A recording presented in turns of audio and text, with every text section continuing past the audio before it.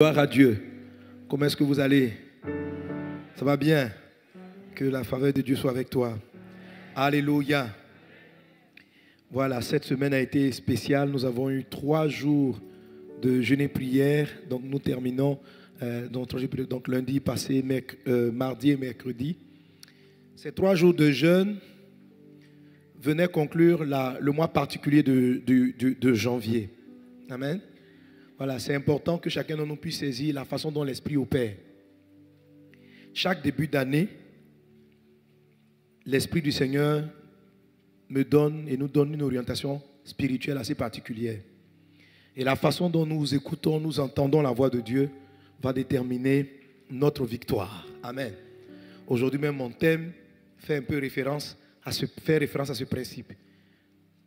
Donc, premièrement, dans le mois de janvier, Dieu nous a bénis. Dis avec moi la bénédiction. Alléluia. Et il va continuer de nous bénir. Tu es full de bénédiction. La faveur de Dieu avec toi. Tu es rempli de bénédiction. Alléluia. Donc, pendant le mois de janvier, c'était la proclamation de la bénédiction. La proclamation de la bénédiction. Une bénédiction, comme je te l'ai expliqué, ce n'est pas un vœu, mais une bénédiction te donne un équipement spirituel.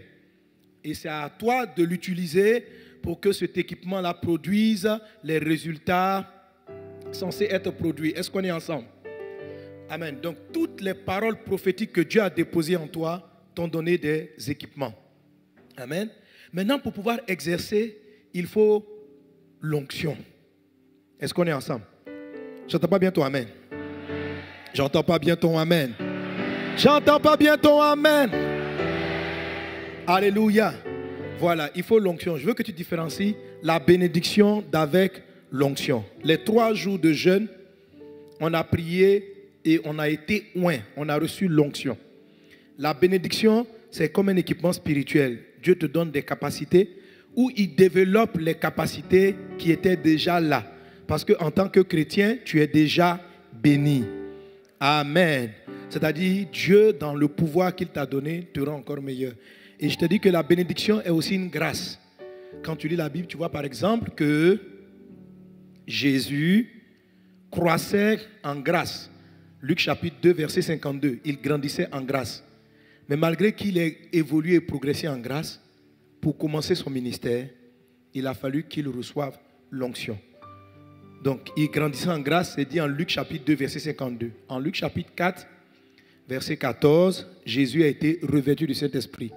Au verset 18, la Bible dit, l'Esprit du Seigneur est sur moi, car il m'a oint pour annoncer une bonne nouvelle aux pauvres. Amen. Donc, l'onction vient pour te permettre maintenant d'opérer. En janvier, les bénédictions t'ont équipé. Amen. Et tout le long de cette année, on va travailler ces équipements spirituels. Amen. Amen. On va travailler ces équipements spirituels. Donc, l'esprit général de notre année, c'est d'aller dans le sens donc de l'équipement spirituel que nous donnent les bénédictions. Qu'est-ce que c'est exactement et comment est-ce qu'on fonctionne avec? Si tu veux donc bien suivre mon enseignement, il faut que tout le long de cette année, tu te procures et que tu lises régulièrement cet ouvrage pleinement béni. Amen. Qui est notre dévotionnel de cette année. Alléluia. Donne un bon amen à Jésus. Voilà. Donc la bénédiction te donne un équipement. L'onction te donne maintenant le pouvoir de pouvoir opérer. Alléluia. Donc la dernière fois, le lundi, mardi, mercredi, nous avons reçu l'onction. Et l'Esprit m'a conduit cette année à faire l'onction en 3 étapes. L'onction, la première onction, c'était quoi? Sacrificateur, royal, prophétique. C'est les 3 types d'onction qui étaient octroyés dans l'Ancien Testament. Ceux qui opéraient par l'onction étaient soit des sacrificateurs, soit des prophètes, soit les rois. Amen. Alléluia. Le chrétien a reçu de Dieu ces 3 dimensions. D'office, il reçoit les 2 premières. Il a fait de nous, dit l'Écriture, un peuple de sacrificateurs, de prêtres et de sacrificateurs. Donc, à ce titre-là, tu dois pouvoir exercer. Dans l'Ancien Testament, tous les descendants de Aaron étaient potentiellement des sacrificateurs. Mais il ne pouvait pas faire le travail des prêtres ou des pasteurs s'il n'avait pas reçu l'onction. Donc quand on le regarde, on dit, lui, c'est un sacrificateur ou un fils de sacrificateur. Amen. Mais pour qu'il puisse entrer, il fallait qu'il ait l'onction. Dans les prophètes aussi, c'était pareil. Il y a un groupe de gens, si vous lisez, plusieurs personnes les appellent les fils de prophètes. Ce n'est pas forcément l'enfant biologique d'un prophète. Non. C'est quelqu'un qui est en train d'apprendre le prophétique, qui sait comment le prophétique fonctionne, jusqu'à ce qu'il reçoive l'onction prophétique. Alléluia. Cette année sera très particulière. Tu auras besoin de libérer le potentiel de sacrificature que Dieu t'a donné. Tu auras besoin d'opérer. Si tu sens la maladie qui vient entrer dans la maison, l'onction de sacrificature, avec cette grâce-là, tu peux prier pour tes enfants, prier pour ta famille. L'onction que tu as reçue. Et puis tu as ta bouteille d'huile. Amen. Tu pries pour eux, tu déclares en tant que sacrificateur la sainteté dans ta maison. Amen. Amen. Deuxième onction, c'était la royale. C'est ce qui te donne le pouvoir de prendre des décrets et de dire, je décide, telle chose n'entrera pas dans ma maison. Parce que tu règnes sur le territoire que Dieu t'a donné. Si Dieu t'a donné ton travail, tu règnes. Tu interdis ce qui doit être interdit et ce qui va entrer dans ta maison, c'est ce que tu auras autorisé. Donc, il faut que tu règnes. Il ne faut pas subir les événements. Il faut que tu sentes s'il y a des choses qui veulent entrer dans ta maison, que tu te lèves et tu dis, non, pas ça chez moi. Est-ce qu'on est ensemble? Voilà. Un chrétien qui est sacrificateur, sans être roi, il va voir le malheur, il va dire, oh, je vais prier pour que ça parte. Et il n'a pas d'assurance, il n'a pas d'autorité. Il prie, il jeûne, il exerce simplement l'onction de sacrificateur. Mais il doit aussi exercer l'onction royale. L'onction royale, un roi, il prend des décrets. Il ne fait pas de discussion avec la maladie. Il parle avec assurance et autorité. Amen. Que tu fonctionnes avec cette grâce au nom de Jésus. Et puis, l'onction prophétique. Chaque fois que tu vas avoir des questions, où tu auras besoin d'orientation avant de prendre des décisions, l'onction prophétique va te parler en cette saison 2021. Tu vas avoir une orientation divine. Tu vas te parler et il va te donner la parole prophétique. La parole qui donne une direction à ta famille, qui donne une direction à ta vie, qui oriente ta vie. Alléluia. Le roi, il décrète par rapport à ce qu'il voit dans le présent. Le prophète décrète par rapport au futur. Ça fait deux choses différentes. Est-ce qu'on est ensemble? Amen. Un roi ne peut pas simplement décréter « Demain, je serai comme ceci ». Ça, c'est l'onction prophétique qui fait ça. L'onction prophétique qui dit « Voilà, nous partons ». Et la voix du prophète ouvre le chemin. C'est comme ça que Jean-Baptiste est venu. Jésus n'était pas encore arrivé. Il n'avait pas encore commencé. Puis il a commencé à parler. Et il a ouvert la route. Et quand Jésus est venu, il a marché là-dessus. Ça sont les prophètes. Et tu as reçu aussi l'onction prophétique. Amen. L'onction royale, tu exerces dans le présent. Tu regardes les choses, tu prends des décrets. L'onction prophétique, tu décrètes. Mais dans le futur, tu vois d'abord, tu vois les problèmes qui peuvent arriver. Et puis tu parles par anticipation. Cette onction-là est au nom de Jésus. Amen. Alors si quelqu'un n'a pas suivi ces 3 jours de programme et ces différentes bénédictions, qu'il le fasse. Repars sur notre chaîne YouTube, réécoute ces 3 jours de messages, aie tes bouteilles d'huile et tout ce que je vais demander de faire, fais-le. Alléluia. Voilà, je ne vais pas reprendre ce plan pour toi. Il ne faut pas venir me chercher après. Amen. J'ai fait ça déjà, c'est en vidéo sur YouTube. Tu vas, tu regardes et tu restes concentré. Tu prends un endroit, personne n'est distrait. Tu fais tout ce qu'on dit, tu pries avec, tu fais l'onction et puis tu es prêt pour 2021. Que la faveur divine soit avec toi. Alléluia. Alors je disais que durant toute l'année, on va travailler sur les bénédictions. Dis avec moi les bénédictions. Et puis chaque début du mois, les 3 premiers jours du mois, on va prier pour accroître la dose de l'onction. Parce que l'onction monte. Amen. L'onction augmente. La bénédiction aussi augmente. Que la bénédiction s'accroisse dans ta vie, dans le nom de Jésus. Amen. Et comme je te l'ai dit, il y a 12 grandes bénédictions. Il y a 12 grandes bénédictions. C'est pour ça qu'on les a réparties sur les 12 mois de l'année. La première, c'est ce qu'on aurait dû étudier dans le mois de janvier. OK? Qui est posséder son territoire de faveur. Et la seconde, la bénédiction de la productivité ou de la fécondité divine. Elle va toucher des sujets comme la famille, le foyer, etc. Alléluia. Que le Seigneur bénisse ta vie au nom de Jésus et qu'il te rende fécond, procréatif au nom puissant de Jésus. Amen.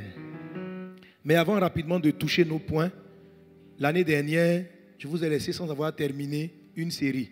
On s'en souvient? On était avec quoi? Les 10 épreuves du... Ah, donc vous n'étiez pas... Les autres n'étaient pas dans la série. Il y a 3 seulement ici. Les 10 épreuves du... Voilà, on a fait comment transformer vos déserts en oasis, ok? Comment changer les situations, voilà. Et on est arrivé à l'épreuve numéro 8. On avait fini l'épreuve numéro 8. Non, on n'a même pas fini l'épreuve numéro 8. On est arrivé à l'épreuve numéro 8, puis on est entré dans les mouvements de fin d'année. Alors, tous ces enseignements sont déjà écrits. Amen. Donc, je ne vais pas les achever dans la prédication. Aujourd'hui, on va juste visiter et puis je vais introduire le thème. Alors, donc, les épreuves du désert se trouvent dans le 9, le 8 et puis le 7. Ouais, le 7. Bon. Est-ce qu'on est ensemble? Amen, amen, amen. Ah, il est avec moi ici. Voilà. Et puis le 7. 7, 8, 9. Alors, cette série d'enseignements de l'année dernière nous a appris qu'un homme peut être confronté à 10 catégories de difficultés. Quels que soient les problèmes que tu rencontres, il faut dans un premier temps pouvoir identifier à quelle catégorie, au singulier comme au pluriel, qu'elle appartienne. C'est-à-dire qu'une épreuve peut arriver et tu as l'impression qu'elle est à cheval entre 1, 2, 3 difficultés à la fois. OK? Une fois que tu as répertorié la catégorie du problème, tu appliques ce que Jésus donne comme solution lorsqu'on est confronté à cette situation. Amen. Je n'ai pas assez d'argent, j'ai un peu de moyens. Mes enfants vont aller à l'université. Je dois payer l'école, mais mes ressources ne me permettent pas d'atteindre ça. C'est une épreuve. Épreuve numéro combien? Révision. Épreuve numéro 2. Amen. Désert, épreuve du pas assez. Pas assez de ressources. C'est l'épreuve qui fatigue beaucoup de pasteurs. On veut aller évangéliser, mais on n'a pas assez de ressources. On veut faire tel projet, on n'a pas assez de ressources. On veut construire, on n'a pas assez de ressources. J'ai un projet de maison, je n'ai pas de ressources. Ça fait souffrir quand tu commences une maison qui finit jamais. Ok? Voilà, c'est une petite épreuve. Alléluia. Voilà. Et quand elle arrive, il y a des façons de se comporter. Une manière de prier. Par exemple, dans ce type d'épreuve, il ne faut pas faire des prières de combat. Ok? Il faut faire plutôt des prières d'action de grâce. Il faut remercier Dieu pour la maison inachevée que tu as commencé. Et puis regarder en disant, waouh, alléluia, merci Seigneur parce que j'ai posé 3 briques. Amen. Mais si tu vas, hé Dieu, jusqu'à quand j'ai fini cette maison, je suis fatigué, ça va ralentir les autres arrivées de briques. Si tu veux que ça s'accélère, change ta forme de prière. Et je te montre tout ça dans la parole de Dieu. Quand tu es confronté par contre à une épreuve catégorie 1, c'est-à-dire épreuve de privation, tu n'as pas d'enfant, tu n'as pas de travail, tu es privé d'une chose qui est légitime. Amen. Là, on fait les prières, ce qu'on appelle les prières d'enfantement. La prière du cri. Père, je t'en supplie. Est-ce qu'on est ensemble? Alléluia. Quelqu'un donne un bon amen.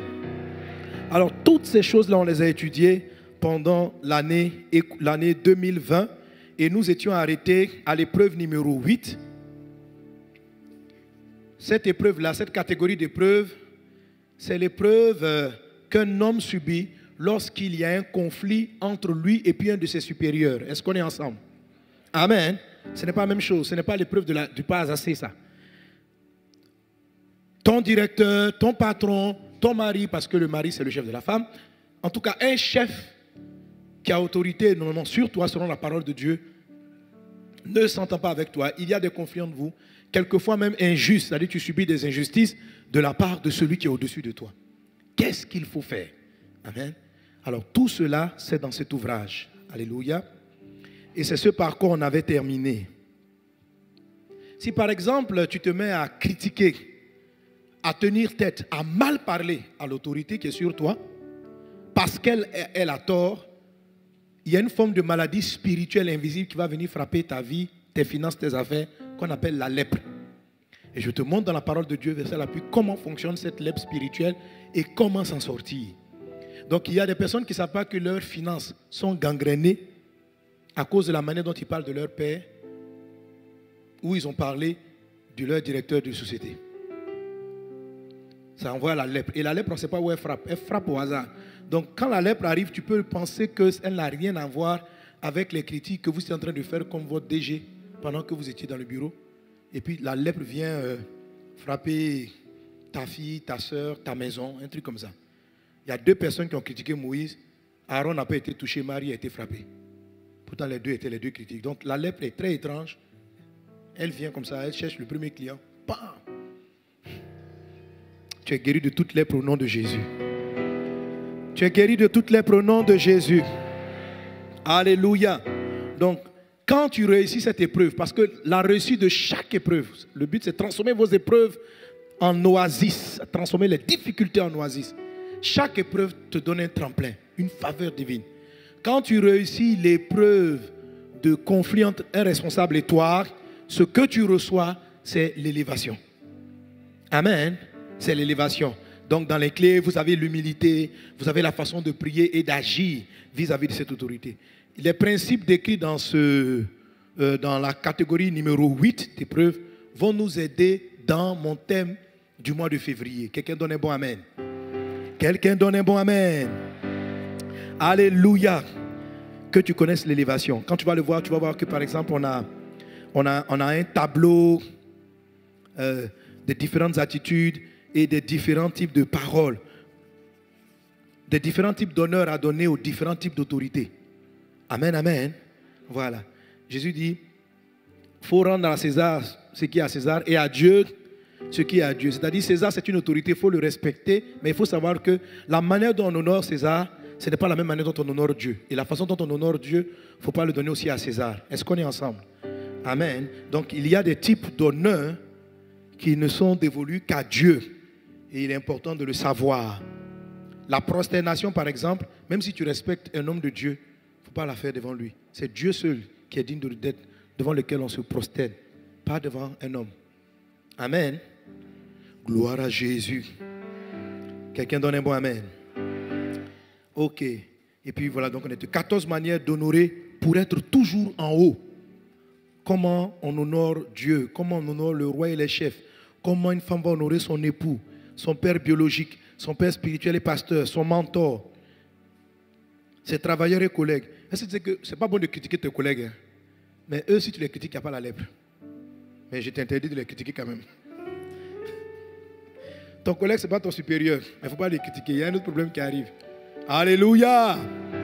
Gloire à Dieu. Ok. Et puis après l'épreuve numéro 8, transformer l'épreuve numéro 8 en élévation. Donc, on a après comment gérer le problème de l'épreuve numéro 9. Transformer le désert numéro 9 en faveur. Et vous l'avez encore dans cet ouvrage. Voilà, c'est pour vous dire, ils sont encore disponibles. Je n'ai pas pu les traiter, mais les livres en parlent. Alors, la 9e épreuve à laquelle ont été confrontés les Israéliens dans le désert s'est produite lorsqu'ils sont rentrés, lorsque les espions sont entrés en Canaan. Dieu les a éprouvés. Dieu leur promet une terre où il y a beaucoup d'abondance. Effectivement, ils voient l'abondance, mais dans l'abondance, à côté de l'abondance, il y a des géants. Et en Nombre chapitre 13, verset 33, ils disent par exemple, nous y avons vu les géants, enfants d'Anak, de la race des géants. Nous étions à nos yeux et aux leurs comme des sauterelles. Regarde ça. Nous étions à nos yeux et aux leurs. C'est-à-dire comme des sauterelles. C'est comme s'ils sont rentrés dans les yeux des géants. Je ne sais pas comment ils ont fait. Il dit aux yeux des géants, nous sommes des sauterelles. Maintenant, nous-mêmes à nos yeux, quand on les regarde, on sait qu'on est sauterelles. Donc, et on est rentré dans la tête des géants et par leurs yeux, on nous a regardés et nous nous sommes vus sauterelles. Nous-mêmes, nous avons observé par nos propres yeux. Et nous nous sommes vus sauterelles. C'est quoi l'épreuve numéro 9? Ça s'appelle l'épreuve de la vision. Ok? Dans tous tes territoires de faveur, quelle que soit la promesse que Dieu va vouloir te donner, il y a quelque chose qui a l'air un peu effrayant là-bas. La façon dont tu vas voir l'obstacle, l'ennemi dans ton territoire de faveur, va déterminer si tu vas saisir ta promesse ou pas. Israël a perdu l'héritage parce qu'ils n'ont pas su regarder les choses. Il y a toujours des axes de vision. Il faut faire très attention à ce que tu vois. Est-ce qu'on est ensemble? Est-ce qu'on est ensemble? Au lieu de voir la terre qui est riche, eux, ils ont vu des géants.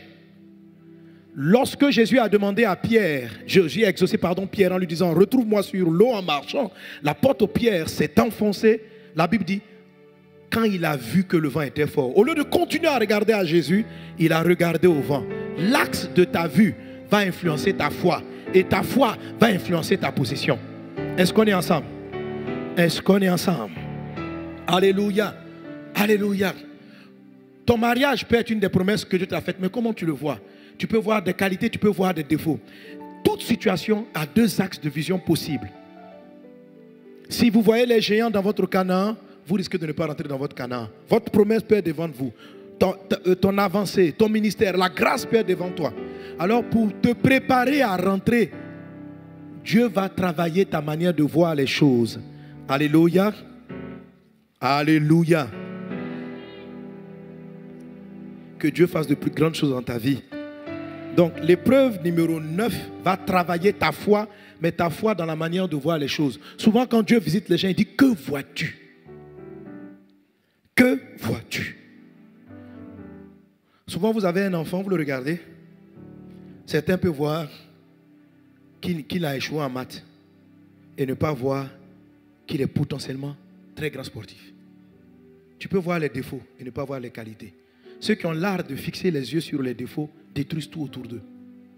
Dieu a beau faire des promesses, je ferai ceci. Mais si tu ne reçois pas ton épreuve neuve pour changer ton axe de regard, pour changer la vie d'une personne, pour changer des choses négatives en positives, il faut juste aller prendre le temps d'observer ce que Dieu commence à faire. Quand Dieu apporte une solution, elle arrive toujours de manière très petite. Il faut pouvoir la voir et puis commencer déjà à danser. Que ta vision soit sanctifiée dans le nom de Jésus. Alléluia. Gloire à Dieu. Et à l'intérieur de Canaan, la Bible disait aux Israélites, quand vous allez rentrer dans la terre promise, c'est tout ce que Dieu a dit qu'il va faire pour toi. Amen. Quand vous rentrez dans la terre promise, va leur dire le Seigneur, il y a 7 géants, 7 peuples, en fait il y a 7 peuples, 7 groupes avec lesquels vous ne devez avoir aucune collaboration. Dieu dit, exterminez-les. Tout ce que, mes amis, Dieu écrit dans l'Ancien Testament est une image des choses à venir. Donc, dans une terre promise, si Dieu t'a promis un bon travail, si Dieu montre qu'il va bâtir avec toi une grande œuvre, ça s'appelle ton Canaan. Dans ton Canaan, il y a toujours 7 géants. Et l'Esprit a attiré mon attention. Je dis, mais Dieu, tout ce que tu dis a un sens. Aujourd'hui, il n'y a pas des hommes physiques qu'il faut aller détruire ou des pays à conquérir. Et l'Esprit m'a attiré, il m'a dit, regarde le sens étymologique de chaque nom de chaque géant. Et tu vas comprendre les géants qui sont dans les territoires de chaque croyant. C'est à cause de, quand la première génération qui est sortie d'Égypte les a vus, la première génération n'a pas pu rentrer dans leur promesse. Et c'est l'autre génération qui a pu entrer dans leur promesse. Amen. Voici les 7 géants que tu ne dois pas... Bon, je ne vais pas les citer les 7, je vais te citer juste quelques-uns. Donc le Seigneur dit dans la parole, il dit, quand vous allez arriver à Canaan, exterminez ce qu'on appelle les Étiens. Quelqu'un dit avec moi, Étiens. Étiens. Donc le géant Étien, ça c'est le premier géant. Le nom Étien signifie, les Étiens ça signifie terreur. Donc c'est le géant de la peur, le géant de la terreur, je lis ici. Les Étiens, ce nom signifie terreur. Le géant de la terreur, toutes les grandes œuvres, toute grande œuvre transporte une dose de peur, d'inquiétude. On m'a souvent demandé, Pasteur Sanogo, pourquoi tu es parti en Centrafrique pendant qu'il y avait la guerre? On me demande, est-ce que tu n'as pas eu peur? Bien sûr que si. D'autant plus que 2 semaines avant le départ des missionnaires, les violences ont repris à Bangui, la capitale. Mais j'ai choisi de ne pas regarder ce qui me faisait peur, mais de regarder la promesse. Il y a toujours des choses qui font peur.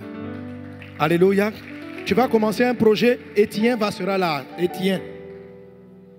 Et si tu perds tout ton argent, on l'appelle Étienne. C'est le géant d'Étienne. Le géant Étienne empêche, paralyse. À cause du géant Étienne, très peu de gens arrivent à entreprendre, à oser commencer quelque chose d'important. À oser. Il faut une dose de courage. Or, pour l'avoir, tu peux choisir soit de regarder la victoire, soit de regarder ce qui te fait peur. L'apôtre Pierre à regarder le vent qui lui faisait peur. Le vent qui a fait peur à Pierre, c'était Étienne. Et il s'est enfoncé. Est-ce qu'on est ensemble? Donc, le géant que tu dois exterminer dans ton Canaan, c'est la peur. Il ne faut pas collaborer avec lui. Il y avait un groupe encore de peuples que les Israélites devaient écraser aussi. On appelle les Girgasiens. Vous savez quoi, Girgasiens? Les Girgasiens. Voilà, les Girgasiens, ça signifie littéralement argileux, l'argile. C'est-à-dire malléable. On peut leur donner une forme. Ils n'ont pas une forme précise. Ils changent en fonction de qui les tient.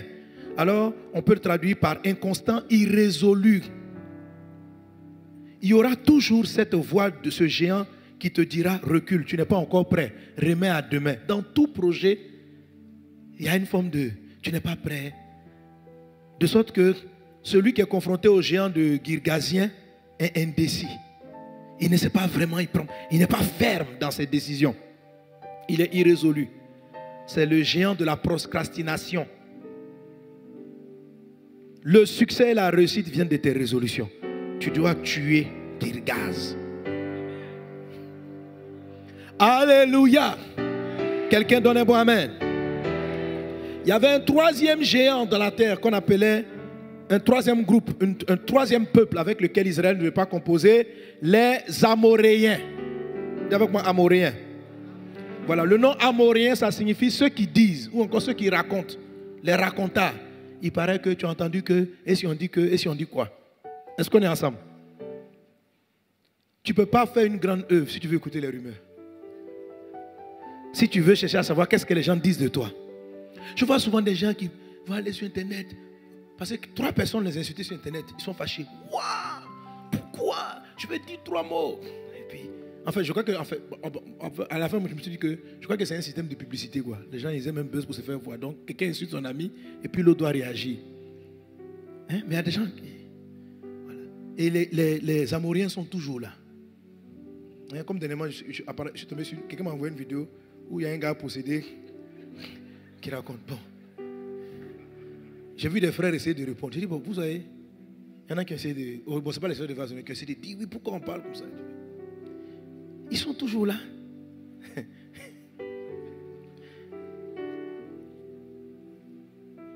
Tu ne peux pas aller loin si tu veux prêter attention à ce qu'on va dire autour de toi. Non. Amen. C'est vraiment de la perte de temps, c'est une distraction.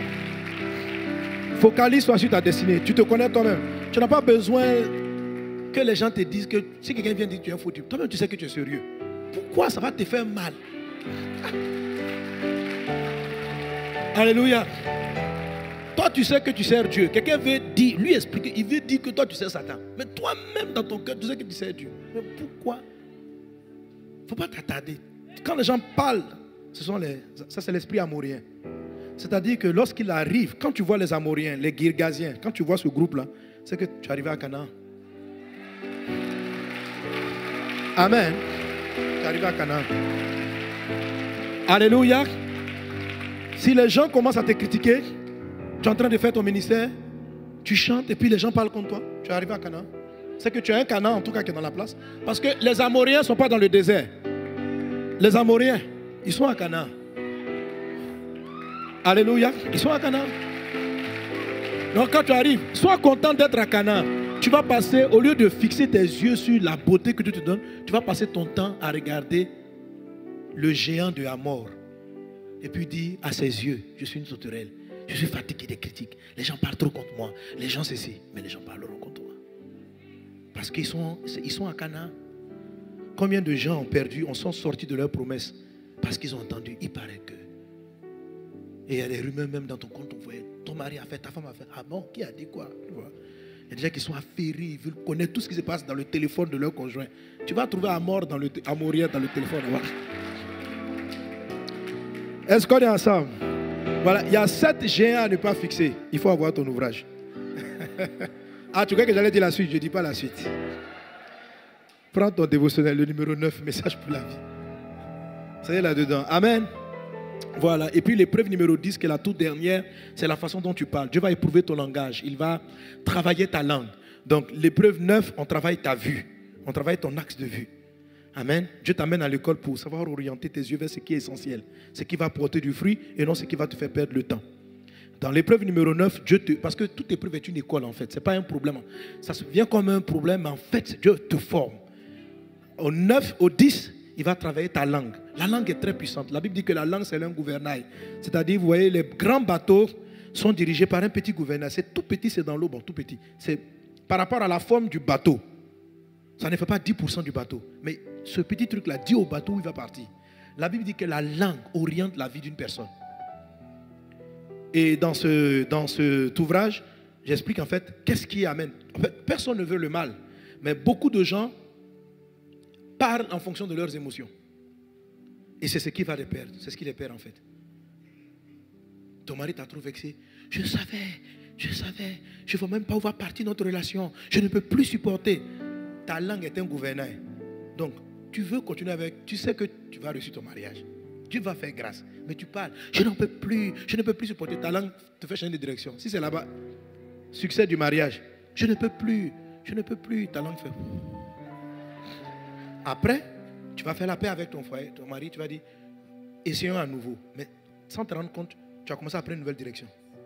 Et plus votre relation va avancer, au lieu que vous vous réconciliez, vous allez vous rendre compte qu'en fait, les palabres que vous réglez, vous ne les avez jamais vraiment réglées. Et plus les années avancent, plus vous êtes en train de vous séparer. Parce que tu as pris ta langue, ta manière de lui parler, ou la façon dont vous parlez, vous fait prendre des routes différentes. La langue oriente la vie. Donc avant de te donner ta promesse, pour ne pas que tu la perdes, Dieu doit circoncire ta langue. Il doit t'apprendre à parler. Et on apprend à parler. Dans ce livre-là, il y a des exercices, tout ça. Ok? Est-ce qu'on est ensemble? Voilà. Le plus souvent, en fait, bon, il y a des gens qui parlent avec leur chair. Mais beaucoup de personnes, surtout les femmes, c'est leur âme. Amen. Il y a des gens, quand ils sont contents, ils font toutes les promesses de la terre. Je te donnerai. Oh, demain, viens. Surtout quand ils ont bu un peu de vin. Ah, j'ai fait. Après, ta langue te lie. Et puis on t'attache. Et la personne spirituellement dit que tu lui dois. Tu dis, mais je m'amusais. On dit non, ça ne m'amuse pas dans l'éternité. Tu dois payer. Il faut faire très attention. Il y a beaucoup de gens qui disent des choses méchantes lorsqu'ils sont en colère. Ok? Et ça oriente ta vie. Les injures, les paroles négatives que tu donnes aux gens qui te sont proches, c'est une destruction. Tu dois apprendre à contrôler la langue. Donc, par exemple, un des exercices dont on parle, amen, si tu ne peux pas faire une semaine sans te mettre en colère, il ne faut pas chercher, il ne faut pas prier. Quand tu pries pour dire, Seigneur, guéris ma langue, guéris mon âme, ne cherche pas à dire, oh Dieu, aide-moi à ne plus me mettre en colère. Il ne faut pas prier comme ça. Concentre-toi juste sur 2 jours. Dis, Père, pendant 2 jours, je dis à ma langue, je ne parlerai pas mal. Je vais la contrôler. Tu te contrôles 2 jours. Mais quand tu vas le faire, le géant qui est relatif aux paroles, en fait, le diable va venir. Les micheurs, ceux qui provoquent, vont apparaître subitement dans tes 2 jours de concentration. Mais je t'ai dit, concentre-toi 2 jours. Si 2 jours c'est trop, concentre-toi juste 24 heures. Et si tous les jours, on doit entendre ta voix dans la maison, j'ai dit. Non. Donc, il ne faut pas chercher beaucoup, tu prends juste une journée. Alors, je reste sur 2 jours. Donc, les gars te provoquent. Tu dis, j'ai prié au culte. Je fais 2 jours. Je ne parle pas.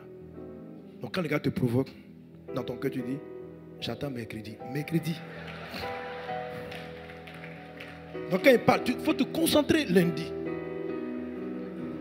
Il te provoque. Mais ça seulement à mercredi. Amen. Il ne faut pas te dire, je ne vais plus me mettre en colère. Il faut reporter la colère à mercredi. Il faut faire l'effort de reporter ça à mercredi. Amen. Le mardi, fais l'effort. Il faut voir que quand tu vas arriver à mercredi, tu vas dire, ah, si j'ai pu me contrôler, je t'assure, tu n'auras plus la force de lui faire mal. Parce que tu vas te rendre compte qu'en fait, tu n'étais pas obligé de parler mal. Amen. Donc à partir de mercredi, tu vas ajouter jeudi. Et tu vas finir ta semaine. Et puis après, reprends l'exercice une autre semaine. Fais l'effort. C'est-à-dire, ne te cherche pas. Quand vous avez votre âme, ton âme emporte souvent ton langage. Donne-toi des objectifs. Et tu demandes la grâce de Dieu de te donner d'atteindre cet objectif sans faire ce que ton âme te... Voilà. Tu vas étape par étape. Il ne faut pas te presser. Amen. Jésus va te prendre pas à pas. Il va te faire sortir de la colère, de la tristesse, des angoisses, parce que ça te fait dire beaucoup de choses qui sont en train de détruire ta vie, ta famille et ton Canaan. Est-ce qu'on est ensemble? Voilà, ça c'est cet ouvrage. Amen. Donc, les 10 épreuves du désert, tout est enseigné. Il faut vous le procurer, il faut l'avoir. Quelqu'un donne un bon amen. Quelqu'un donne un bon amen. Que Dieu te donne la victoire sur tous les challenges et toute forme de défis au nom de Jésus de Nazareth. Merci Seigneur pour tes bienfaits. Amen. Amen. Alors, mais ce mois de cette nouvelle année, donc j'ai dit tantôt, nous allons travailler les bénédictions. Et je t'ai expliqué que les bénédictions, ce sont des équipements. C'est quelque chose que Dieu te donne. Reçois pleinement et manifeste cela dans le nom de Jésus.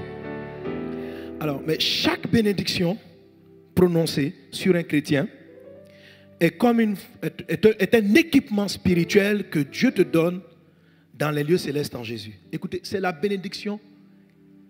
En fait, tout ce qui va être reçu dans ta vie ne l'est possible que par la bénédiction. La grâce, pour bien faire quelque chose, très souvent, pas par hasard, régulièrement, ça s'appelle la bénédiction. La grâce, le plus souvent, elle est juste ponctuelle. Dieu te fait grâce. Quelqu'un arrive, il te donne un peu d'argent. Mais pour te sortir de la pauvreté, ce n'est pas simplement la grâce. C'est la capacité avec laquelle tu gères les grâces qui va faire la différence. Dieu fait tomber les grâces sur tout le monde. Mais il y a des hommes qui savent les utiliser, d'autres qui ne savent pas les utiliser. La bénédiction fait venir vers toi la grâce, c'est-à-dire la faveur de rencontrer certaines personnes, la faveur d'avoir de bonnes rencontres. Ça, c'est la grâce. OK? Mais savoir maximiser ça, c'est un élément de plus qu'il faut. Il faut avoir certaines capacités, un certain savoir-faire. Ce savoir-faire-là, quand Dieu te bénit, il te donne ça. Amen. Il envoie les faveurs, mais il te donne un savoir-faire. Reçois pleinement cela dans le nom de Jésus. Alléluia. Et en même temps, il te donne une intuition. C'est ce qu'on appelle le code. Capacité, opportunité, désir. Chaque bénédiction produit un code. Capacité, une opportunité, un désir. Il y a à peu près 12 catégories de bénédictions. Donc, on a à peu près 12 types de codes, COD, 12 capacités. Un chrétien né de nouveau a reçu toutes les bénédictions. En toi, si réellement tu as donné ta vie à Jésus, il y a toutes les bénédictions. Dis avec moi, je suis béni. Je suis béni. Voilà. Maintenant, ces bénédictions-là, amen, elles sont totales, mais dans les lieux célestes en Jésus. Éphésiens chapitre 1, verset 3 dit que Dieu nous a bénis de toutes sortes de bénédictions dans les lieux béni soit Dieu le Père de notre Seigneur Jésus-Christ qui nous a bénis de toutes sortes de bénédictions spirituelles dans les lieux célestes en... Donc, est-ce qu'on a dit qu'il va nous bénir? On dit qu'il nous a... Je ne vous entends pas bien. Qui nous a... Frère, aime la bénédiction. Amen. Voilà. Mais je t'expliquais, la bénédiction est différente du vu. Quand on dit aime la bénédiction, ça ne veut pas dire aime les voitures. Ça ne veut pas dire aime l'argent. Parce que l'argent n'est pas la bénédiction. Ça ne veut pas dire aime les voyages. Parce que les voyages, ce n'est pas la bénédiction. Ça ne veut pas dire aime le mariage. Le mariage n'est pas la bénédiction. La bénédiction, c'est aime ce que Dieu va dire. Aimer la bénédiction, c'est aimer la déclaration que Dieu met dans ta vie qui va faire la différence. C'est ça la bénédiction. La bénédiction est une parole. Mais c'est une parole qui vient te donner un pouvoir et qui te fait opérer dans une dimension. Amen. Et Dieu dit qu'il nous a bénis dans les lieux célestes en Jésus. On a tout. C'est la bénédiction qui enrichit. C'est par la bénédiction qu'on marche même dans la sainteté. C'est par la bénédiction qu'on arrive à avoir une bonne famille. Si tu vois un homme qui se comporte très bien, une femme qui se comporte très bien dans son foyer, c'est la bénédiction qui fait ça. Parce que tout le monde n'a pas la capacité de supporter tout le monde, de pardonner. Dans un foyer, il faut pouvoir pardonner. Et ça là, c'est une capacité. Tu crois que c'est parce que tu es trop fort que toi tu arrives à pardonner? Il y a des gens qui, c'est-à-dire, ils cherchent même le pardon, ils n'arrivent pas à le trouver. Leur âme n'a pas de force. Béni là, quand Dieu dit je t'ai béni, il te donne une capacité. Et c'est pour ça, quand tu arrives à faire des choses que d'autres n'arrivent pas à faire, ne te sens pas supérieur. Parce que Dieu t'a fait une certaine grâce. Oui. Quand tu arrives à marcher droit et que ton frère tombe, il faut savoir que c'est la bénédiction numéro 7 qui dit, Dieu dit je ferai de toi un peuple saint. C'est-à-dire il va te donner une attitude de sainteté. C'est une grâce. De sorte que tu regardes le péché, tu n'as pas envie, ça ne t'attire même pas. C'est la faveur de Dieu, c'est la force de Dieu. Alors quand je dis que tout chrétien a tout ça, ça veut dire que tout chrétien a le pouvoir de vivre sainement. Tout chrétien a le pouvoir de pardonner. Tout chrétien a le pouvoir la grande sagesse de Dieu. Toutes sont les capacités. Il y a à peu près 12 grandes capacités que chacune des bénédictions vous apporte. Qu'elles soient clairement manifestées dans ta vie. Au nom de Jésus. Est-ce qu'on est ensemble? Et tout ce grand pouvoir, tu l'as reçu dans les lieux célestes. C'est pourquoi je parle de double faveur. C'est-à-dire, c'est dans les lieux célestes. Mais il faut que tu arrives à les faire opérer sur la terre aussi. Est-ce qu'on est ensemble? Quelqu'un qui est béni seulement dans le ciel, en Jésus-Christ, mais qui n'applique pas sur la terre, ressemble à une personne qui est propriétaire d'une voiture, mais qui n'a pas le permis pour la conduire. Si tu es propriétaire d'une voiture, mais tu n'as pas le permis pour la conduire, tu ressembles à un piéton, quand bien même tu n'en es pas un. Est-ce qu'on est ensemble? Est-ce qu'on est ensemble? Durant le reste de cette année, le Saint-Esprit veut t'apprendre à utiliser, à maximiser et à développer tout ce que Dieu t'a donné dans les lieux célestes afin que ça fonctionne sur la terre. Est-ce qu'on est ensemble? Alléluia. Alléluia. Quelqu'un a envie de me dire, mais si Dieu m'a déjà donné la capacité, est-ce qu'il faut m'apprendre encore à la développer? Mais bien sûr. On ne peut pas apprendre une personne à développer une capacité que Dieu n'a pas donnée. Bon, ce que je suis en train de l'expliquer. Le chien n'a pas reçu la capacité de parler comme l'homme. Le chien n'a pas reçu la capacité. Tu peux essayer de l'entraîner comme tu veux à parler bêté. Un chien, ça ne va pas marcher. Mais un enfant a la capacité de parler. C'est une bénédiction. Dieu a donné le langage à l'homme. C'est une bénédiction. Ça se passe comment? Par une capacité. Mais est-ce que l'enfant sait parler quand il est bébé? Non. Qu'est-ce qu'on fait? On lui apprend à parler. Pourquoi on lui apprend à parler? Parce qu'il a la capacité de parler. Est-ce qu'on est ensemble? Amen. Pourquoi on peut t'apprendre à aimer et à pardonner? Parce que tu as la capacité. Quand la capacité n'est pas là, tu as beau expliquer tout ce que tu veux, la personne ne peut pas, elle ne pourra pas. Parce qu'elle n'a pas. Pardonner là, c'est un don qui vient de Dieu. Mais maintenant, est-ce que parce que j'ai la capacité de pardonner, ça veut dire que j'ai pardonné à tout le monde? Pas forcément. Vous me suivez? La capacité et puis l'application de la capacité, ce n'est pas pareil. Pour savoir appliquer une capacité, quelquefois il faut s'entraîner. C'est pourquoi je vais te donner l'exercice, par exemple, amen, du langage. Pourquoi je sais que ça va marcher? Parce que je sais que Dieu est en toi. C'est pourquoi par Dieu, tu vas contrôler le langage. Mais la Bible dit qu'un païen ne peut pas contrôler la langue. Sa langue est assujettie à ses émotions. À moins que Dieu lui a accordé une faveur particulière. Parce que Dieu bénit qui il veut. Est-ce qu'on est ensemble? Donnez un bon amen à Jésus. Donnez un bon amen à Jésus. La bénédiction, par exemple, numéro 9 ou la numéro 6, qui dit que Dieu va te multiplier. Ça veut dire que chacun d'entre vous ici a la capacité de multiplier tout ce qu'il touche. Tu as la capacité. Ça veut dire que Dieu te donne 10 000 francs. Où tu es là, tu peux te transformer ça en 1 milliard. Tu as la capacité. Mais est-ce que tu vas le faire?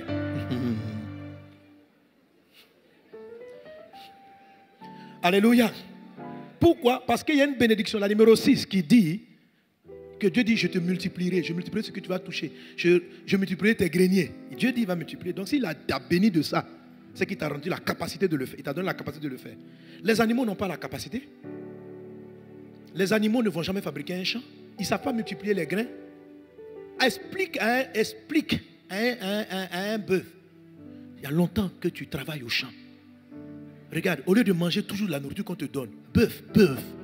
Est-ce que tu ne peux pas aller toi-même créer ta propre plantation? Bœuf. Attends, est-ce qu'il n'a même pas? Ça n'est pas en lui. Il n'y a pas la capacité. Mais la capacité, ça veut dire que Dieu a déposé un potentiel. Il suffit de l'exercer pour qu'il commence à produire quelque chose. Amen. Amen. Toi où tu es, est-ce que tu as la capacité de faire une plantation de manioc? Oui. Mais si tu n'as pas appris, si on t'amène au champ tout de suite,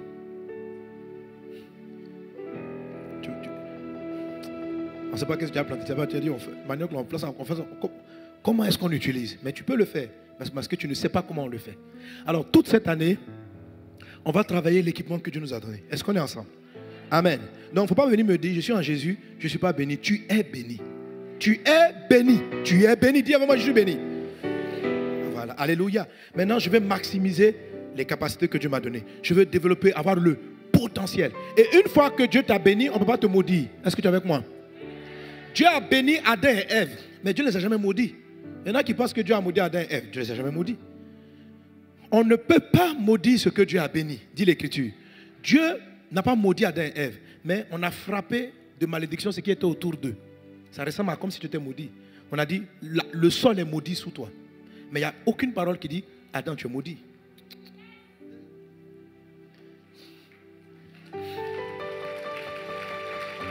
Pourquoi? Par contre, il y a une parole qui dit, Dieu les bénit en disant. Dieu les a bénis en tant que personne en disant. Après, il dit, le sol est maudit à cause de toi, il va te produire des ronces et des épines. Ça la sueur de ton front, tu gagneras ton pain. Donc c'est une difficulté environnementale, mais pas la personne même. Est-ce qu'on est ensemble? Alléluia. Alors en Jésus-Christ, Dieu nous bénit pour pouvoir contrer les malédictions environnementales qui touchaient Adam et nos parents. Amen. Mais il y a une seule façon pour nous de laisser les malédictions influencer notre vie, c'est par le manque de pardon. Alléluia. Et par souvent le déshonneur, la loi du déshonneur. La loi du déshonneur. Déshonorer une personne, ça peut te créer des petits problèmes, ça peut te créer des problèmes sérieux. Est-ce qu'on est ensemble? Alléluia. Cette année, on aura l'occasion de comprendre tout ça. Je fais un aperçu et je vais introduire la première bénédiction. C'est-à-dire la première grande capacité que Dieu donne à tout croyant.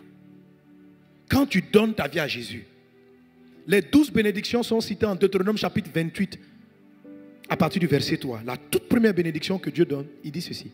On lit ensemble 1, 2, 3. Tu seras béni dans la ville et tu seras béni dans les champs. Alléluia. Dieu parle ici de territoire. La ville et le champ, ce sont des espaces. Des espaces.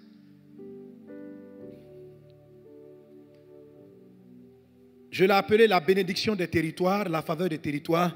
Mais cette année, l'Esprit a mis dans mon cœur plutôt d'aborder dans le sens de l'orientation divine. Donc ça, c'est mon thème général pour le mois de février. Orientation divine. Même orientation divine. Orientation divine. Alléluia. Mais je vais l'aborder avec toi de sorte à venir parallèlement avec l'ouvrage du numéro 1. C'est-à-dire, les clés sont là déjà données. Et puis, je vais le traiter d'une certaine manière. Amen. Amen. Aujourd'hui, je vais déclarer dans ta vie, je déclare que Dieu t'envoie dans la dimension d'oriente, que Dieu t'oriente vers une dimension spirituelle qu'on appelle la dimension Rehoboth. Que tu rentres dans ton Rehoboth dans le nom de Jésus. Il y a un territoire que Dieu te donne, c'est un territoire de faveur, où Dieu accomplit ce qu'on appelle, il t'amène, la bénédiction en toi t'amène dans un territoire, on appelle, il te met au large. Il te met au large. C'est ce que je veux déclarer sur ta vie par rapport à la faveur numéro 1. Est-ce qu'on est ensemble? Est-ce qu'on est ensemble? Alors, la bénédiction numéro 1, Dieu parle d'un territoire. Il dit, je vais te bénir dans la ville, je vais te bénir dans les champs. Donc, ça parle du territoire. Je vous ai dit que quand Dieu formule une phrase comme ça, c'est un ensemble de bénédictions. On peut trouver plusieurs passages qui en parlent. Quand Dieu dit, tout terre que foulera ton pied, je le donne en possession, c'est une formule de la bénédiction 1. C'est-à-dire, il va te donner le territoire que tu touches. Que Dieu te l'accorde au nom de Jésus. Au nom de Jésus. Alléluia. Alléluia. C'est la bénédiction numéro 1 parce que tout ce que Dieu va t'accorder par la suite, toute faveur est liée à un territoire. Quand Dieu veut te bénir, il doit te mettre dans un environnement, il doit te conditionner dans un domaine pour que la faveur arrive sur toi. La faveur de Dieu n'arrive pas partout. Elle arrive dans un endroit. Ceux qui ont la bénédiction numéro 1, comme toi, ils ont une capacité, et c'est ce qu'on va développer, de s'orienter là où Dieu va faire du bien. Si tu développes cette capacité, tu vas savoir dans quel endroit tes affaires vont pas marcher et dans quel endroit tes affaires vont marcher. Tu vas sentir en toi, il y a une voix qui va t'orienter. C'est cette voix-là, ministériellement, qui m'oriente. Qui me dit, allez faire la croisade ici. Ne va pas faire dans tel endroit. Va dans tel pays. Ne va pas dans tel pays. C'est la numéro 1 qui fait ça. Comment nous nous sommes levés en 2018 et puis nous sommes partis en Haïti? Comment ça peut venir à l'esprit de quelqu'un de traverser tout l'océan Atlantique pour aller faire une campagne? Quelle est cette voix qui parle? Elle vient de ma bénédiction numéro 1. Alléluia. Que ta bénédiction numéro 1 soit pleinement manifestée au nom de Jésus. Au nom de Jésus. Alors, regardons que toutes les bénédictions sont localisées. C'est-à-dire que quand Dieu envoie une faveur, quand tu pries pour un sujet, elle arrive dans un endroit précis. Et Dieu a mis en toi la capacité de l'orientation divine qui va t'orienter vers l'endroit où il va te faire grâce. Est-ce qu'on est ensemble? Le psaume 133. Psaume 133. Lisons ensemble. Cantique des degrés de David. On lit ensemble, 1, 2, 3. Voici, oh, qu'il est agréable, qu'il est doux pour des frères de demeurer ensemble. C'est comme l'huile précieuse qui répandue sur la tête, descend sur la barbe d'Aaron, qui descend sur le bord de ses vêtements. C'est comme la rosée de l'Hermon qui descend sur les montagnes de Sion, car c'est, alléluia, car c'est que l'Éternel envoie la bénédiction, la vie pour l'éternité. Car c'est là. C'est-à-dire, la Bible dit que la bénédiction et la vie, Dieu l'envoie quelque part. Dieu n'envoie pas partout. Il dit, car c'est là que Dieu envoie la bénédiction et la vie pour l'éternité. Un chrétien qui manque le là où Dieu envoie la réponse, aura l'impression que Dieu ne l'a pas exaucé. Or, Dieu t'a répondu. Mais seulement, tu n'es pas allé dans l'endroit où la faveur allait arriver. Dans le nom de Jésus, avant la fin de ce mois de février, je te dis, l'Esprit va te conduire. Tu entendras clairement sa voix et tu ne vas pas te perdre. Tu ne seras pas désorienté. La main de Dieu va t'orienter vers les territoires où Dieu t'a exaucé, où Dieu t'envoie la faveur au nom de Jésus. Alléluia.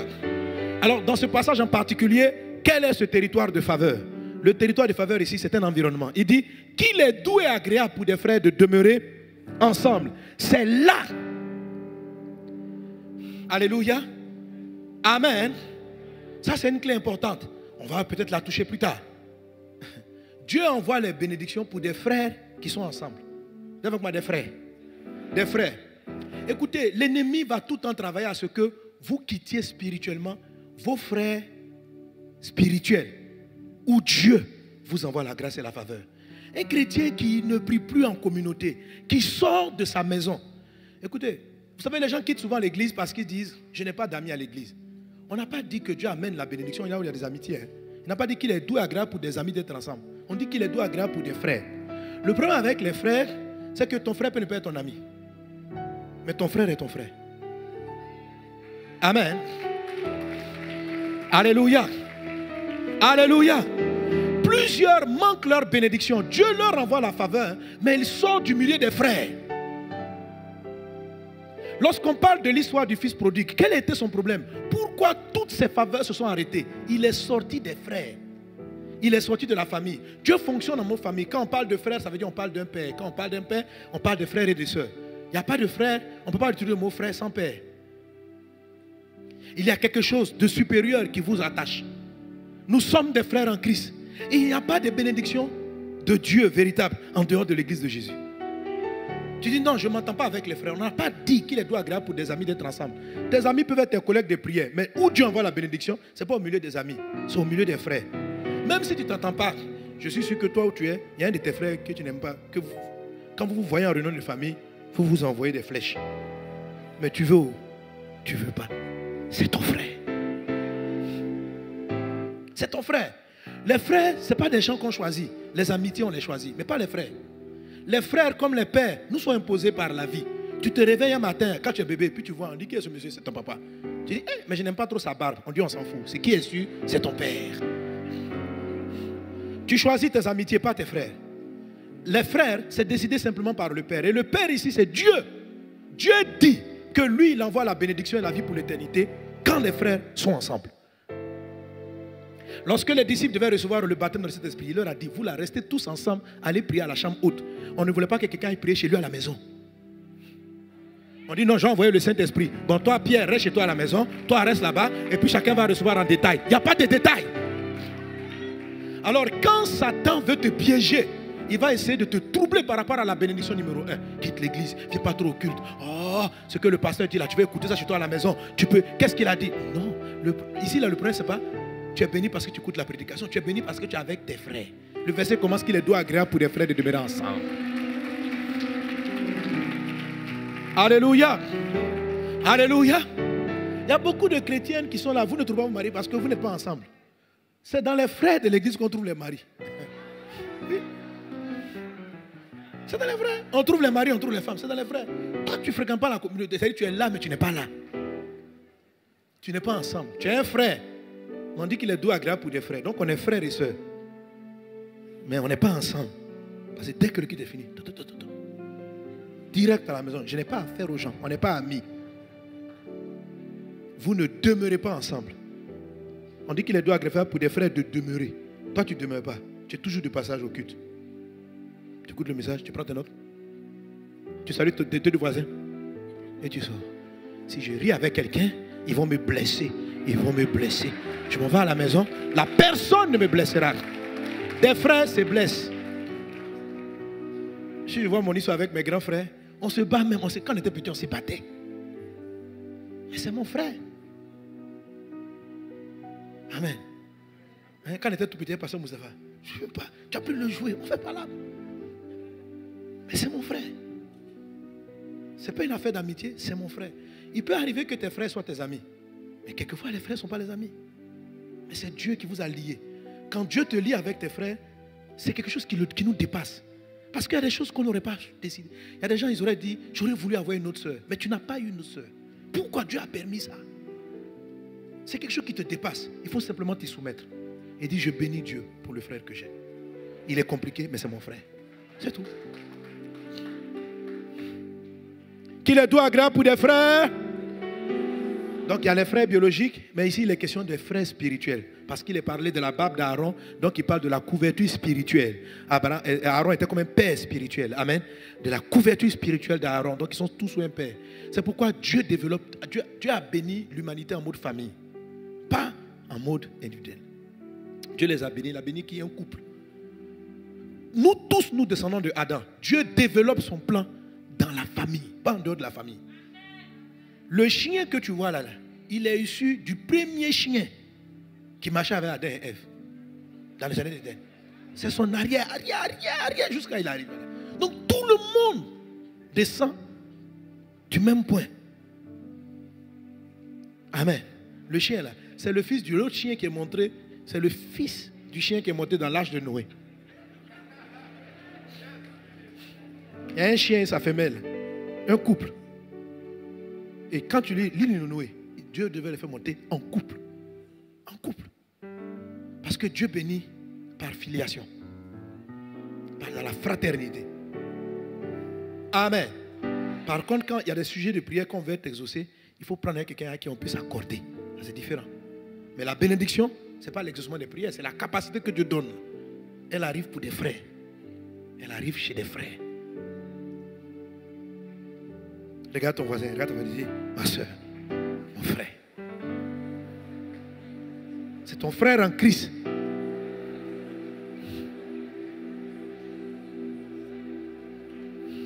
Amen. Bon, dis-lui, j'espère que tu es un frère. Et pour qu'on soit frère, il faut que tu naisses de nouveau. Alléluia. Gloire à Dieu. Est-ce qu'on est ensemble? Donc, il y a toujours un là où Dieu envoie la bénédiction. Et où Dieu exauce. Le là, c'est très important. La bénédiction numéro 1 t'envoie dans ce lieu, dans cet endroit où tu vas le faire. Amen, amen, amen. Jean chapitre 21. Jean chapitre 21. Il y a plusieurs passages. Jean chapitre 21. À partir du verset 4. Jean 21, verset 4. Lisons ensemble. Le matin étant venu, Jésus se trouva sur le rivage, mais les disciples ne savaient pas que c'était Jésus. Jésus leur dit, « Enfants, n'avez-vous rien à manger ?» Il lui répondit, « Non. » Il leur dit, « Jetez les filets du côté droit de la barque et vous trouverez. » Ils le jetèrent donc et ils ne pouvaient plus le retirer à cause de la grande quantité de poissons. Alléluia.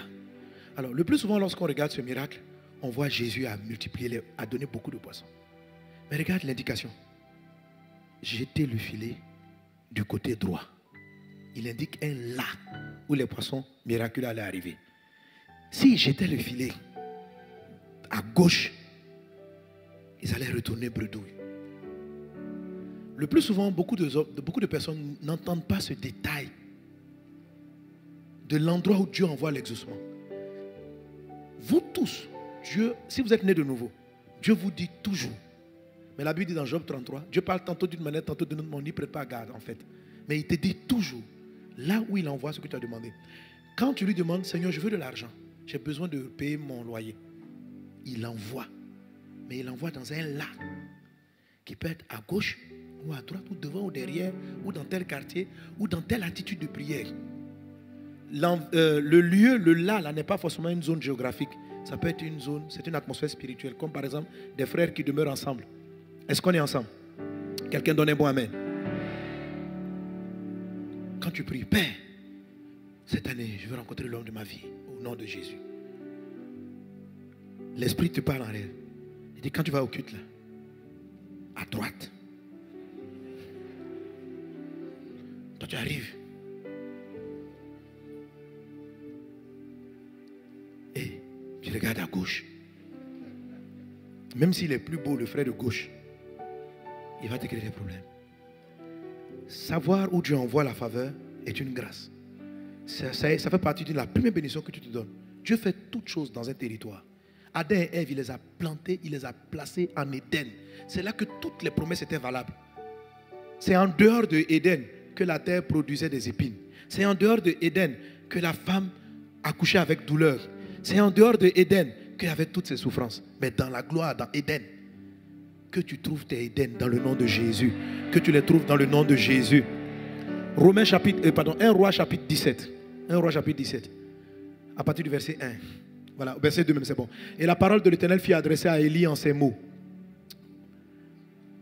Pars d'ici, dirige-toi vers l'Orient et cache-toi près du torrent de Kérit. Lisons ensemble. Qui est en face du Jourdain. Avançons. Tu boiras de l'eau du torrent et j'ai ordonné aux corbeaux de te nourrir. De te nourrir? Ouais. C'est-à-dire que si tu vas ailleurs, tu ne verras pas les corbeaux. Quand Dieu envoie une provision, elle part dans un endroit. C'est-à-dire qu'il y a une connexion que tu dois avoir si tu te trouves dans un environnement précis. Si tu n'y es pas, tu vas manquer. Et tu auras l'impression que Dieu ne t'a pas exaucé. Or, c'est Dieu exauce. C'est pourquoi j'appelle le thème principal orientation divine. Quand tu pries Dieu pour dire Seigneur, guéris-moi, il y a même un endroit qui n'est pas forcément physique ou une certaine dimension dans laquelle Dieu te conduit. Et quand tu obéis et tu vas dans cet endroit, je rappelle que l'endroit n'est pas forcément physique. Amen. Marc chapitre 8 à partir du verset 22. Marc 8, 22. On lit ensemble. Ils se rendirent à Bethsaïda et on amena vers Jésus un aveugle qu'on le pria de toucher. Il prit l'aveugle par la main et le conduisit hors du village. Puis il lui mit de la salive sur les yeux, lui imposa les mains et lui demanda s'il voyait quelque chose. Il regardait et dit, j'aperçois les hommes, mais j'en vois comme des arbres qui marchent. Jésus lui mit de nouveau les mains sur les yeux, et quand l'aveugle regarda fixement, il fut guéri et vit tout distinctement.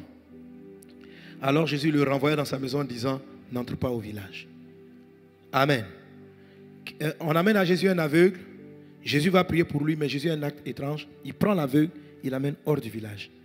Et pour la première fois, Jésus prie 2 fois pour un malade avant que celui-ci soit guéri. Peut-être parce qu'ils étaient dans les environs du village. C'est comme si la guérison de ce malade obéissait à un lieu. La guérison obéissait à un lieu, à un environnement précis. Donc quand souvent vous demandez la santé, avec maman Lily, mon épouse, il y a des années de cela, elle avait beaucoup de petits bobos. Des choses, mal ici, mal là, mal par-ci, mal là. Et puis quand elle a prié, Dieu lui a montré le là. Il lui a dit, fais du sport et puis mange certains légumes. Au début, bon, ça change des habitudes. Parce qu'en fait, tu dois te déplacer pour entrer dans un nouvel environnement. C'est quel environnement? L'environnement sportif, l'environnement alimentaire. Dieu a changé sa place sur le plan de la nourriture, sur le plan des activités physiques. Il l'a placé quelque part. Mais dès qu'elle a obéi, les bobos ont disparu en même temps.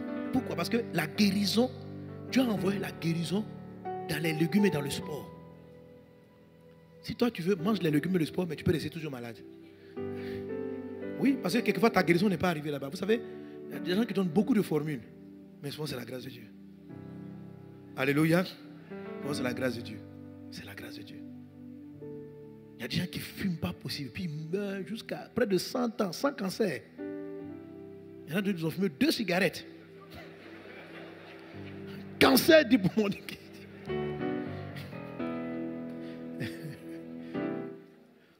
Frère, c'est la grâce, parce qu'on ne se connaît même pas. Ce qui peut tuer les autres ne va pas te tuer. Ce qui peut te tuer, tu vois, en fait, c'est tellement compliqué.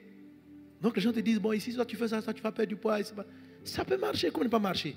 Mais un chrétien a en lui une forme de boussole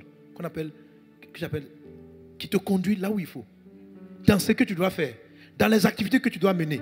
Si vous faites attention à cette boussole, chaque année, elle vous oriente. Elle te dit, cette année-là, par exemple, reste un peu plus avec tes enfants.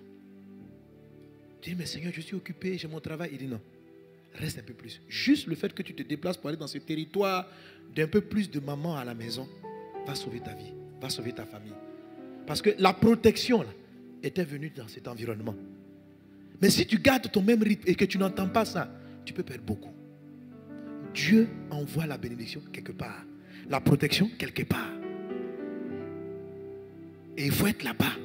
Il dit, j'ai ordonné à des corbeaux de te nourrir. Pourquoi les corbeaux sont partis nourrir Élie là-bas, là où il habitait? Dieu dit, déplace-toi, va à Kirit. J'ai ordonné à des corbeaux de te nourrir là, pas ailleurs. Là, pas ailleurs. Où est-ce que Dieu envoie la nourriture dont tu as besoin? Où est-ce que Dieu a envoyé la réponse dont tu as besoin? Chaque année, chaque sujet, chaque larme envoie une réponse de Dieu. Mais il l'envoie quelque part. Il dit, il envoie la bénédiction là. Que l'Esprit t'aide à trouver chaque là, chaque lieu, chaque ici, chaque environnement dans lequel Dieu va te bénir, Dieu t'élève dans le nom de Jésus. Quelqu'un donne un bon amen. Quelqu'un donne un bon amen. Là, je suis dans un mode prophétique. Je suis en train de déclarer sur ta vie que cette année, tu ne seras pas désorienté. Cette année, tu ne vas pas te perdre. Cette année, tu vas sentir, c'est-à-dire que la bénédiction va t'orienter. C'est-à-dire, elle va te dire, voilà la dimension dans laquelle... Et puis, tu vas aller là-bas. Amen. Alléluia. Mais je finis mon message avec ce dont je vous parlerai la prochaine fois. Dis avec moi, Rehoboth. Rehoboth. Alléluia. Rehoboth, c'est une dimension où ta bénédiction t'oriente. Alléluia. En fait, l'histoire de Rehoboth commence en Genèse 26 à partir du verset 12. À moi, Genèse 26, 12. Genèse 26, 12. Il est dit... Bon, quand on va au verset 1, Dieu avait demandé à Isaac, je vais le traiter plus tard, Dieu avait demandé à Isaac, il faut rester dans le pays. Ne pars pas là où il y a de l'abondance. Reste sur ce territoire, c'est là que je vais te bénir. Et Isaac a obéi. Et il est resté dans ce territoire. Et il a commencé à travailler dans ce territoire. Et il est dit au verset 12, Isaac sema dans ce pays et il recueillit cette année le centuple, car l'Éternel le bénit. Donc, l'endroit où tu dois prospérer, c'est ce que la faveur va te donner. Alléluia. Ta première bénédiction, ce n'est pas l'argent, c'est être là où tu dois être. Parce que c'est là-bas que tu vas faire ton travail. Alléluia.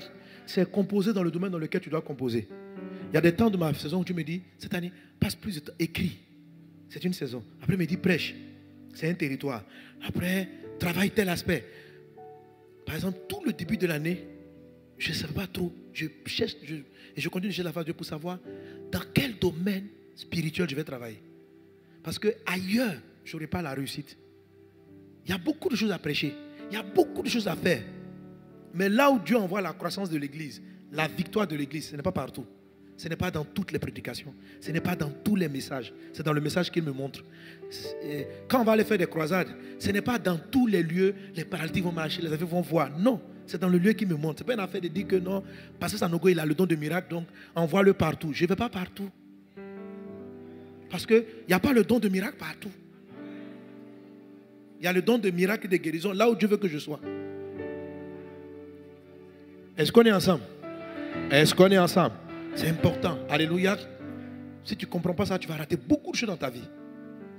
Amen. Donc Isaac a semé, on ramène le texte, et il a commencé à s'enrichir.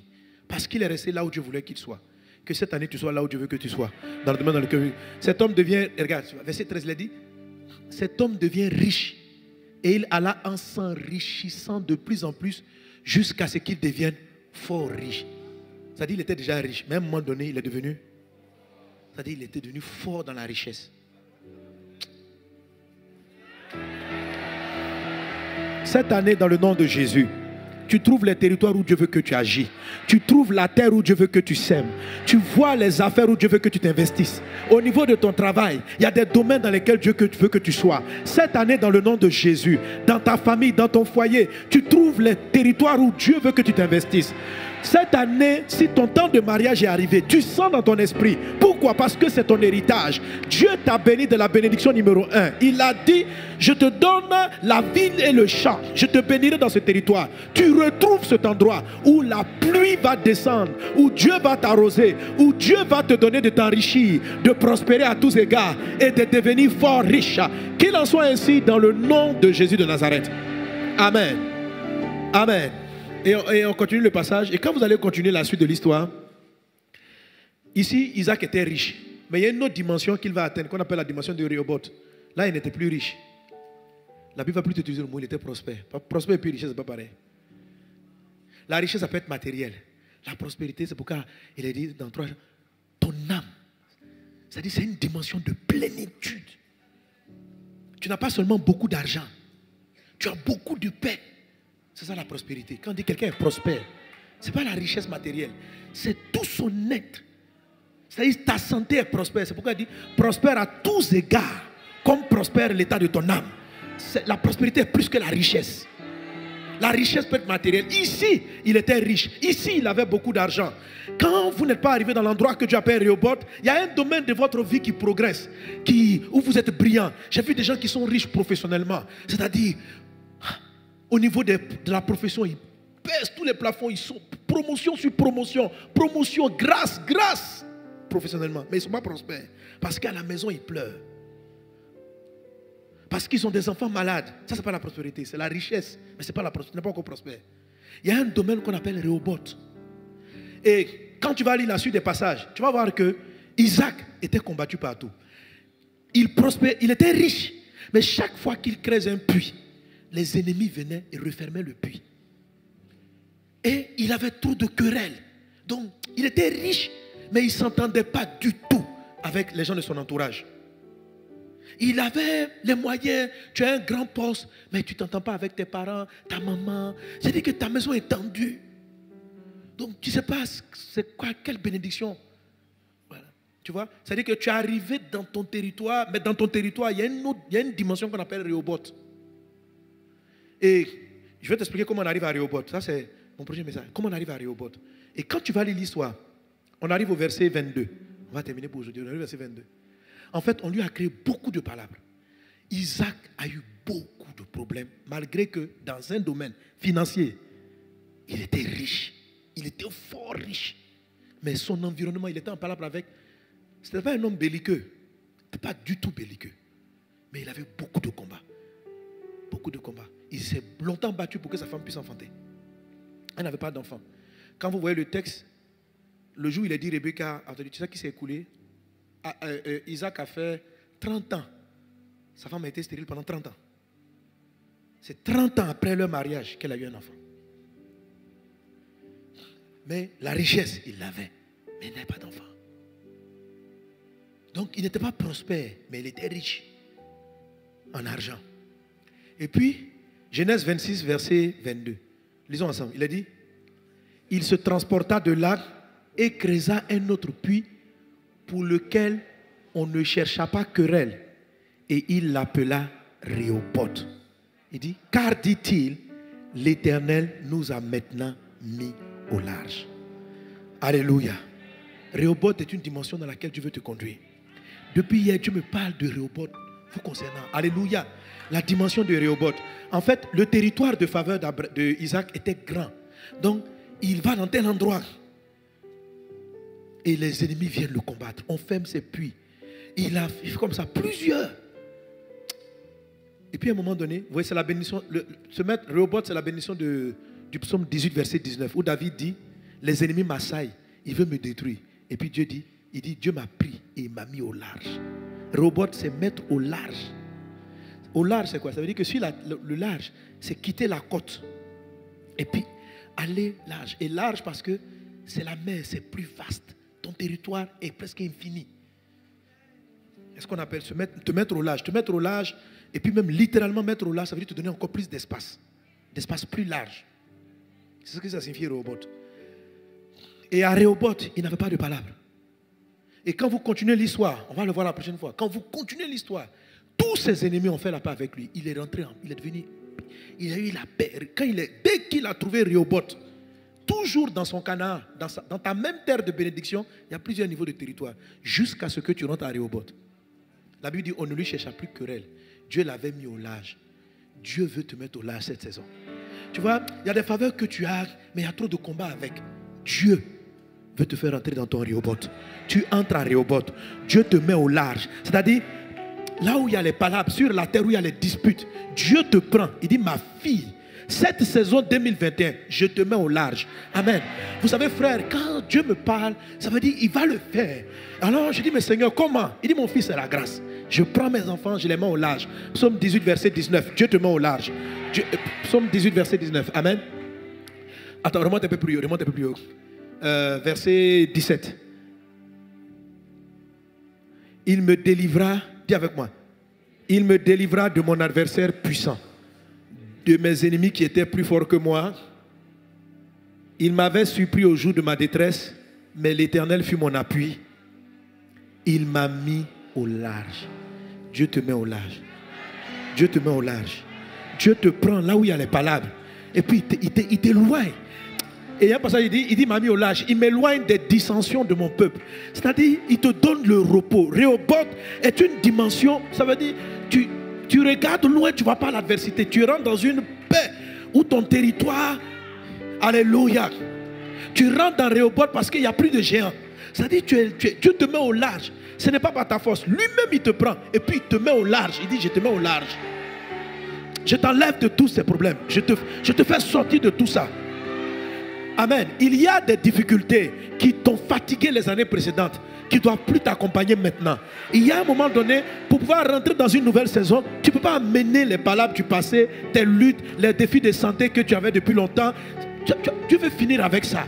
Dieu veut te mettre au large. Il va regarder en face tes adversaires. Il dit, mon fils, tu as creusé, tu as fait, tu as été combattu, tu as prospéré, mais c'est trop compliqué. Je te prends. Je te mets au large. Je te dissocie de la douleur, de la souffrance, du combat, des inimitiés, de ces maladies. Dieu te met au large. Je déclare sur ta vie, Dieu te met au large. Dieu m'a envoyé te dire ce matin qu'il te met au large. Il te met au large. Il te met au large. Tu entres dans tes Rehoboth. Isaac dit, amen. Cette fois-ci, il n'y a plus de querelle. Cette fois-ci, il n'y a plus de palabres. Cette fois-ci, il n'y a plus de bataille. Cette fois-ci, je n'ai plus à me battre pour quoi que ce soit. Tu t'es tellement battu chaque détail. Aujourd'hui, peut-être que tu prospères, les gens te voient brillant, mais ils ne savent pas. C'est à la sueur de combien de sueurs ont vu chacune des étapes de ta progression. Chaque niveau de progression est un combat, est une lutte. Tu n'es pas au large. Tu peux dire que Dieu m'a béni. Tu peux dire que Dieu m'a fait grâce. Il y a un domaine où tu vas dire que Jésus m'a enrichi. Et tu es content pour cela. Que le nom du Seigneur soit béni. Mais tu sens que tu n'es pas au large. Parce que tout ce que tu as, c'est dans beaucoup de batailles. C'est dans beaucoup de combats. Tu n'es pas encore arrivé dans le territoire qu'on appelle Rehoboth. Dans la dimension qu'on appelle Rehoboth. Dieu me dit de te dire, et je viens prophétiser dans le nom de Jésus, que tu entres dans Rehoboth. Tu entres dans Rehoboth. Et tu diras, cette fois-ci, Dieu m'a mis au large, au large, au large. Et je viens le déclarer sur ta vie. Tu ne vas pas finir 2021 sans sentir que Dieu t'a mis au large. Dieu t'a mis au large. Dieu t'éloigne des dissensions de ton peuple. Les ennemis étaient plus forts que toi. Tu étais fatigué de te battre. Dieu te met au large. Je prophétise cela. Je déclare cela sur ta vie. Je l'annonce sur ta vie. Tu vas au large. Fille de Dieu, tu vas au large. Fils de Dieu, tu vas au large. Il te prend par la main. Il t'amène et te fait sortir de là où il y a les palabres. Et il te met au large. Il te donne un endroit où tu as le repos. Il te donne un endroit où tu es tranquille. Les batailles de ton passé ne vont pas te poursuivre maintenant. Peut-être que dans le futur, il y a d'autres combats. Mais il y a des batailles qui doivent s'arrêter maintenant. Il y a des combats qui t'ont poursuivi pendant trop d'années. Ils finissent maintenant. Dieu te met au large. Dieu te met au large. Qu'il en soit ainsi dans le puissant et précieux nom de Jésus. Quelqu'un dit Amen. Acclame Jésus. Bresa katarianda brada suru baralake. Raide seri baralakunda rababra. Élève la voix vers Jésus. Et célèbre le Dieu qui t'amène au large. Célèbre le Dieu. Ne cherche pas pourquoi. Ne cherche pas comment. C'est sa propre décision. Moi j'ai juste prié hier. Il m'a dit parle de l'heure de Rehoboth. de Rehoboth. C'est vrai, c'est quand j'arrivais au culte des jeunes de Bloom, c'était leur thème. Il m'a mis au large. Et Dieu m'a envoyé vers Rehoboth. Il dit, c'est ce que j'amène. Je veux dire-leur que je veux les amener à Rehoboth. Je vais te conduire à Rehoboth. Je veux t'éloigner des coups et des blessures. Je t'amène à Rehoboth. Je t'amène à Rehoboth. Je t'amène à Rehoboth. Je t'amène à Rehoboth. Dans ton territoire de faveur, il y a une dimension qu'on appelle Rehoboth. Tu rentres à Rehoboth. Tu es séparé. Tu es mis au large. Tu es mis au large. Et cela s'accomplit, se réalise dans la suite de cette année. Dans le nom de Jésus. Il en est ainsi. Il en est ainsi. Merci Seigneur. Montre-moi la voie. Révèle-toi à moi. Montre-moi la voie. Afin que je te connaisse. Montre-moi la voie.